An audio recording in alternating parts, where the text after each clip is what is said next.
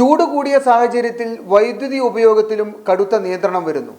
പല ജില്ലകളിലും ഉഷ്ണതരംഗ സാധ്യത നിലനിൽക്കുന്നതിനാൽ ഉപഭോഗം സർവകാല റെക്കോർഡിലേക്ക് കുതിക്കുകയാണ്. സാഹചര്യങ്ങൾ വിലയിരുത്തി അതാത് സ്ഥലത്ത് ആവശ്യമെങ്കിൽ വിതരണം നിയന്ത്രിക്കാൻ ട്രാൻസ്മിഷൻ സർക്കിൾ ഡെപ്യൂട്ടി ചീഫ് എഞ്ചിനീയർക്ക് നിർദ്ദേശം നൽകി. സംസ്ഥാനത്തെ വൈദ്യുതി ആവശ്യകത വ്യാഴാഴ്ച 6854 മെഗാവാട്ടായിരുന്നു. 11.42 കോടി യൂണിറ്റ് ഉപയോഗിച്ചു എന്നാണ് ഔദ്യോഗിക കണക്കുകൾ സൂചിപ്പിക്കുന്നത്. 4200 മെഗാവാട്ട് പുറത്തുനിന്ന് കൊണ്ടുവന്നതും ഇവിടെ ഉൽപ്പാദിപ്പിക്കുന്ന 1600 മെഗാവാട്ടും ചേർത്ത് 5800 മെഗാവാട്ട് കൈകാര്യ ശേഷിയെ സംസ്ഥാനത്തെ വിതരണ പ്രസരണ ശൃംഖലയ്ക്കുള്ളൂ. ഈ ശേഷിയെ മറികടന്നാൽ പുറത്തുനിന്നും വൈദ്യുതി കൊണ്ടുവരാനാകില്ല.